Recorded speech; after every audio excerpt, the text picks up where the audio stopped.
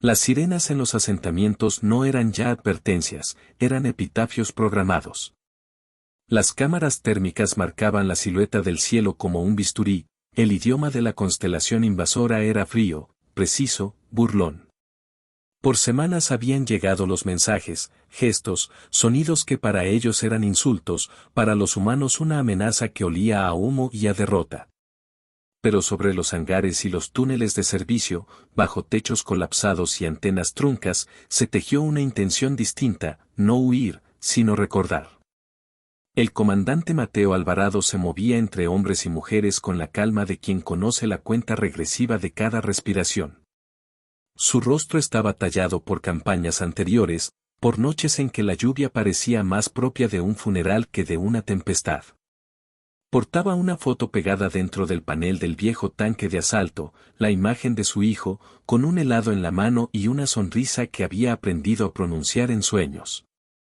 Ese fragmento de memoria era un juramento tatuado en la cabina del metal, la promesa que había hecho, antes de aquel último amanecer, si la tierra debía ser tomada por fuego, que fuera tomada sabiendo que había oposición. La guerra había comenzado con desprecio. Las naves enemigas pronunciaron su superioridad en protocolos, en transmisiones que dejaban claras las intenciones de dominio. Insultaron a la especie frente a frente, como quien enumera la lista de invencibles. La población frente a la pantalla sintió, por un instante, la idea de extinguirse como posibilidad real y fría. Pero el desdén alimentó algo que no sabían cultivar, la furia de lo que permanece. La línea defensiva en el planeta fronterizo de Ares 17 se configuró con poco más que voluntad y tecnología obsoleta. Carcasas de mech remendadas, tropas voluntarias recién despertadas de colonias, drones improvisados con placas de refinería. Se inventaron estrategias en pasillos oscurecidos por humo. Se escribieron nombres en las paredes como mapas de memoria. Y allí, en el eje duro de la defensa, Mateo enseñó a quienes dudaban que la defensa no era solo mantener una línea, era convertir un territorio en recuerdo activo, en legado que no se retira. El primer bombardeo orbital los hizo comprender la magnitud de lo que enfrentaban. Explosiones arrojaron sombras grotescas sobre los rostros y los brindaron con la certeza del sacrificio. Las voces automáticas de las estaciones repetían rutas de evacuación que nadie tomaba. El tiempo se volvió compacto, cada segundo se hizo más denso que el anterior. Y en ese compás, las decisiones pequeñas se convirtieron en himnos, el técnico que remendó un estabilizador con cinta adhesiva, la enfermera que escondía una canción vieja entre vendas empapadas de combustible. El piloto que dejó encendida la última transmisión privada para que su hijo supiera que lo esperado, el deber, no era un adiós sin sentido. La humanidad sintió el asco de ser subestimada. No respondieron con furia inmediata, sino con la paciencia de quien afila piedras para fabricar flechas. Hicieron de su miedo un mapa y de su soledad un pacto. Algunos se escondieron y murieron. Otros eligieron sostener el frente con manos rotas, con palabras que eran órdenes y consuelos. La voz de Mateo se volvió brújula. Él sabía que la venganza no era un objetivo, la venganza sería la consecuencia inevitable de una especie que aprendía a no plegarse. La noche que llegaron las primeras columnas enemigas, las luces de la colonia se apagaron como si obedecieran a una sola mente. El mundo entero pareció contener la respiración. Mateo, con el casco bajo el brazo y la foto del niño arrugada por la humedad, trazó las líneas del último plan, no habría retirada ordenada. Habría un punto de quiebre. Allí se decidiría no solo quién vivía o moría, sino si la fama del silencio que los invasores intentaban imponer seguiría existiendo. Las manos se estrecharon, las promesas se hicieron carne. La furia humana no pide permiso. El amanecer fue una mentira lenta. No iluminó esperanzas, tiñó de carmesí la promesa rota de la ciudad. Entre edificios colapsados y antenas partidas, se ubicaban los centinelas. Los veteranos con ojos quemados por la distancia, los recién llegados con decisión temblorosa, y aquellos que simplemente se habían quedado porque no sabían a dónde ir. Cada uno cargaba una memoria que justificaba el riesgo. Para Mateo, la foto de su hijo era más que un objeto, era la brújula que orientaba su estrategia. Para la teniente Ríos, era la canción que su madre le susurró la noche antes del ataque, una nana que ahora resonaba en cascos y trincheras, un eco que ayudaba a sostener los pasos cuando el cuerpo ya no obedecía. Las líneas de abastecimiento eran mapas de ruina, carreteras agujereadas, puentes convertidos en esqueletos. Los ingenieros improvisaron túneles de metal y cristal para trasladar energía. Se ocultaron baterías en las entrañas de edificios que, días antes, habían sido plazas y mercados. Allí se tejió la lógica del costo, que la aniquilación tuviera un precio que el invasor no estuviera dispuesto a pagar. Los invasores se movían como una red neural. No gritaban, proyectaban órdenes visuales, un desprecio mecánico que penetraba los escudos y dejaba a los hombres con la sensación de ser modelos defectuosos.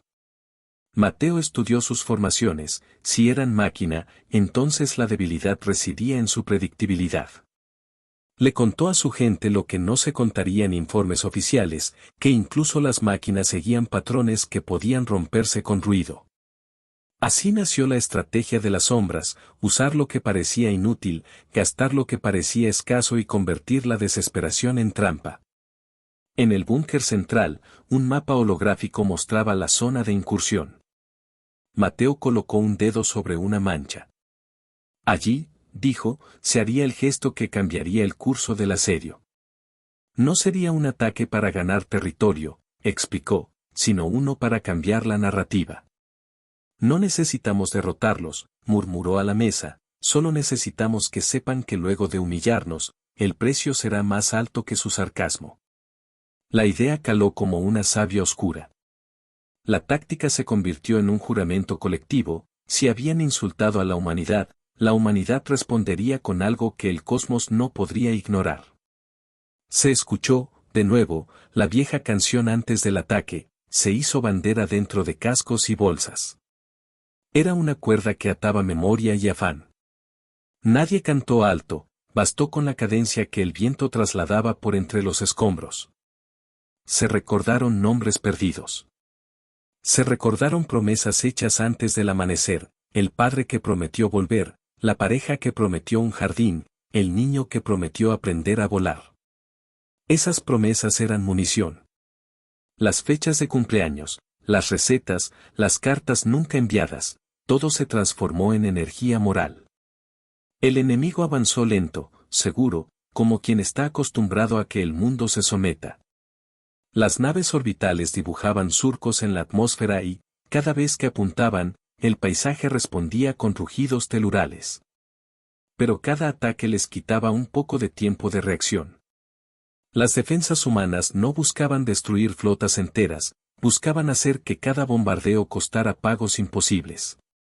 Minerales detonados para crear nubes de plasma, tramos de carretera convertidos en trampas de metal ardiente, mechs sacrificados para desviar la trayectoria de columnas enemigas. Era una guerra de cuentas. A la máquina se le restaban variables, al humano se le sumaban razones. El viejo tanque de asalto donde Mateo se sentaba por las noches se volvió un santuario privado. La foto del niño, marcada por una esquina quemada, miraba a través del vidrio agrietado. Había noches en que Mateo cogía la fotografía y la ponía junto a la radio. La canción de su infancia salía entre estática. En esos fragmentos, la guerra parecía un problema técnico, en otros, era la última prueba de un juramento hecho bajo un cielo sin estrellas. Esa tensión configuró su liderazgo, una mezcla de cálculo frío y ternura silente. La furia no era la única emoción. Había culpa y remordimiento por cada vida que se entregaba por el plan. El joven recluta que nunca recibió una segunda orden, la enfermera que cantó hasta quedarse sin voz, el comandante que ocultó el plan de evacuación para que cierto grupo no lo supiera, la culpa tallaba rostros. Pero de ese dolor emergieron actos de gracia, manos que se encontraron para cargar a los heridos, una promesa susurrada antes del amanecer entre Mateo y Ríos, una apuesta por la dignidad que superaba el cálculo frío. El metal recordó su juramento. La ofensiva humana comenzó con ruido contenido. No fue un estallido, sino una serie de microdecisiones que se multiplicaron como pólvora. Drones apagados que se reactivaban en zonas de sombra, columnas de humo que ocultaban movimientos, señales falsas que obligaban al enemigo a recomponer sus filas. Cada truco costó vidas menores, pero ganó atención. Las naves invasoras empezaron a perder el compás, la red neural sufría interferencia. En la oscuridad de los túneles, se programaron misiones de sabotaje, equipos ligeros que se desplazaban con precisión quirúrgica para cortar líneas, introducir virus, abrir puertas cerradas. En una de esas noches, la unidad del sargento Garza tomó un puesto de mando enemigo. No hubo celebraciones, solo el sonido húmedo de cascos que se limpiaban y el olor a aceite quemado. Entre los restos, hallaron una lista de términos que el invasor usaba para denigrar a la humanidad, palabras que pretendían borrar historias. En un gesto que no se volvería viral pero que atravesó corazones, Garza clavó una placa con el nombre de un pueblo que había desaparecido en la puerta conquistada. Era un acto pequeño, casi íntimo, que encendió la moral. La costa sur fue el siguiente teatro. Allí, el enemigo intentó un corte decisivo, una columna mecanizada hacia el corazón de la colonia para apagar los generadores principales. La respuesta humana fue una telaraña de sacrificios. Mateo ordenó la detonación controlada de una refinería para crear una cortina térmica que, por horas, ocultó maniobras detrás de una pared de fuego. Soldados jóvenes se ofrecieron como señuelos, sus acciones permitieron que unidades de tecnología antigua, pero fiel, cruzaran y plantaran cargas en los puntos críticos. El sonido del fuego fue una trompeta que anunció la resistencia. Las explosiones reconfiguraron la geografía, abrieron nuevos surcos donde antes había calles. Las noticias que llegaron a través de radios pirateadas mostraban rostros blancos y sudorosos que gritaban el nombre de su gente. El enemigo, acostumbrado a obediencias uniformes.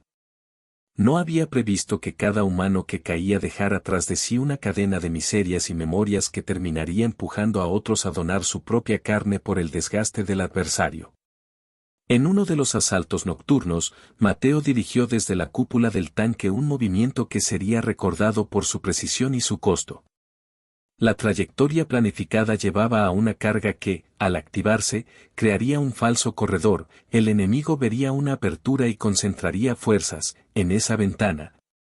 Una escuadra humana se infiltraría para bombardear un nodo clave de comunicaciones orbitales.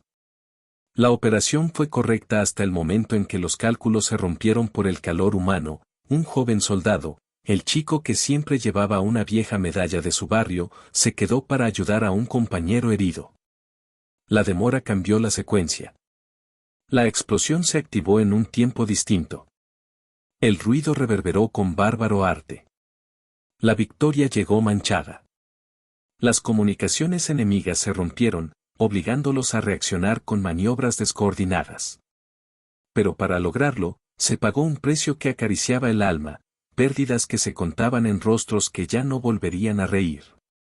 Entre ellos, el chico de la medalla. La culpa se convirtió en resolución. La promesa hecha antes del amanecer adquirió peso tangible. Mateo comprendió que el liderazgo era aceptar que la victoria y el duelo podían coexistir, que cada nombre enterrado era una estela que debía impulsar la misión. El enemigo cambió su estrategia. Si la red neural fallaba en la coordinación, comenzaría a emplear tácticas de saturación, abrumar con ruido y números. Eran olas que buscaban quebrar la moral. Las noches se llenaron de luces como auroras artificiales, barridos de proyectiles que iluminaban las calles y revelaban sombras para que ser disparadas. Fue entonces que la decisión más dura se acercó, usar la antigua estación de energías como un detonador de magnitud limitada para crear una interferencia que, por breve tiempo, dejaría inoperantes las naves orbitando. Era un acto de sacrificio calculado, la estación no sobreviviría, y con ella se irían recursos cruciales. Pero la interferencia abriría una ventana para golpear, sería la única manera de nivelar el campo. Se formaron comités de consenso en recintos donde antes se discutían presupuestos municipales. Se cantó la canción vieja una vez más, esta vez a coro, pero en susurros planificados. Las manos se estrecharon y las lágrimas se derramaron en silencio. La promesa de Mateo, la que guardaba en la foto del niño, se repitió en cada rostro.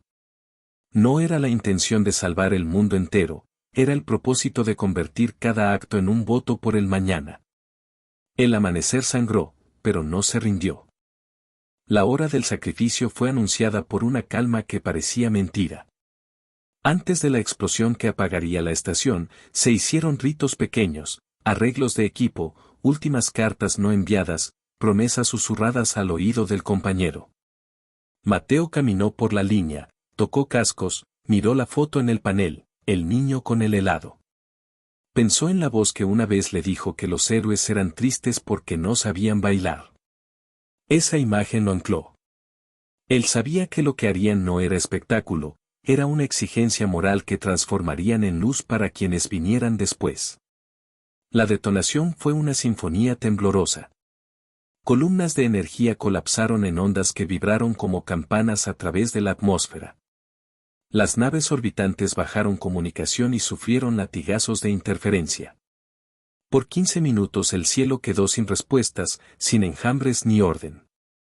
Fue ese instinto de vacío lo que la humanidad aprovechó, ventanas de 10, 15 minutos para reconfigurar, atacar y destruir. Las escuadras humanas se movieron como fantasmas.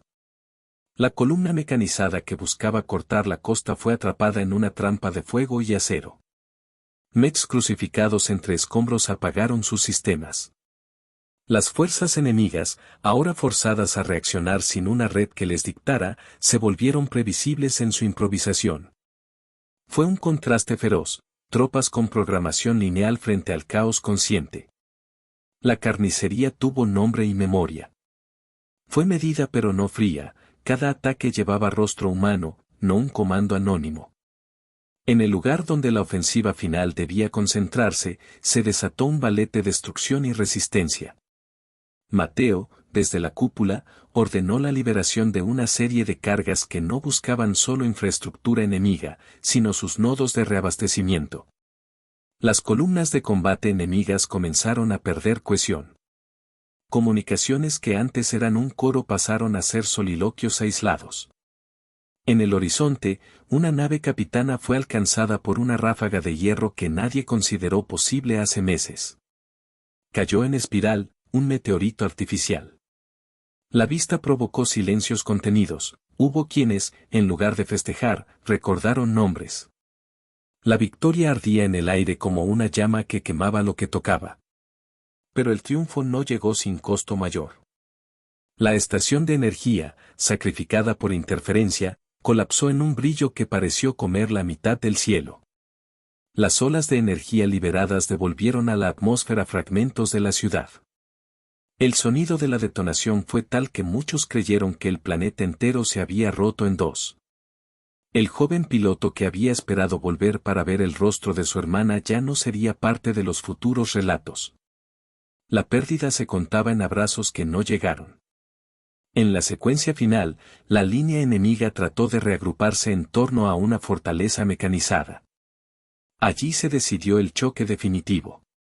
No hubo estrategia elegante, fue fuerza bruta y disciplina. Los humanos, con mechs remendados y coraje que hervía, asaltaron la posición. La batalla se movió como olas, avance, retroceso, sacrificio, avance. En un momento de silencio entre explosiones, Mateo observó la silueta de la fortaleza y pensó en la canción que había sonado antes del ataque, en la promesa que había hecho antes del amanecer y en la foto con el helado. Comprendió que no luchaban por un simple trozo de suelo, luchaban para que el mundo supiera que la humanidad no se doblega ante la humillación. La máquina enemiga, en su último intento por imponer miedo, inició una ejecución de protocolos que amenazaban con barrer una ciudad entera. Fue entonces cuando Ríos, junto a su unidad, rompió la cadena de mandos, se ocultaron en esa falta de orden y procedieron a tronchar un bus central de energía de la fortaleza. El movimiento fue letal, permitió que una onda de armas humanas penetrara el núcleo. El mecanismo explotó en una lluvia de chispas que iluminó rostros cubiertos de hollín. La furia humana, concentrada y guía por memoria, arrasó con la última línea. Cuando las últimas antenas enemigas ardieron, se sintió una vibración que no era solo física, era la resonancia de una especie que había recuperado su voz. Los invasores, que habían salido a insultar con superioridad, encontraron en el orgasmo final de la resistencia algo que no habían calculado, un sentido de sacrificio que se volvió arma. La derrota de la red neural no fue solo técnica, fue moral.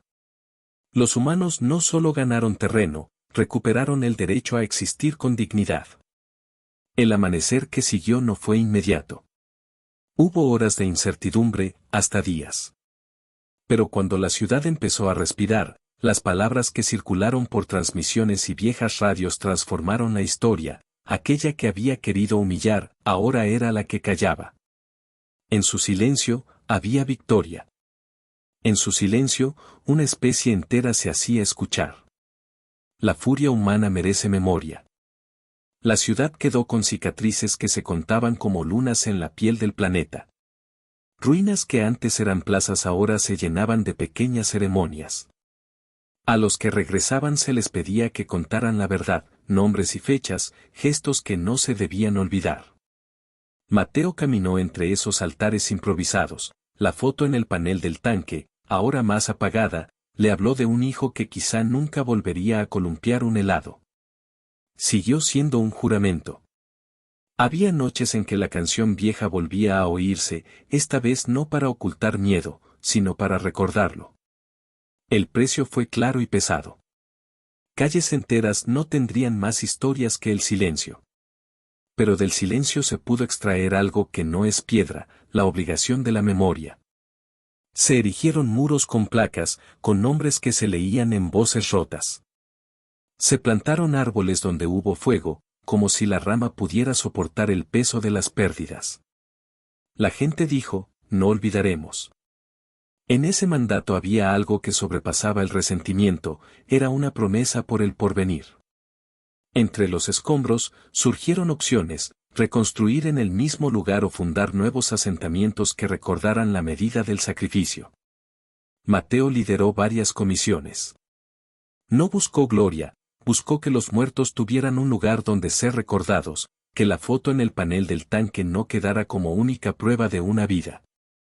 Enseñó a las nuevas generaciones que la resistencia no era solo técnica, sino ética, que la furia convertida en daño gratuito no tiene honor, pero la furia convertida en defensa de la memoria sí.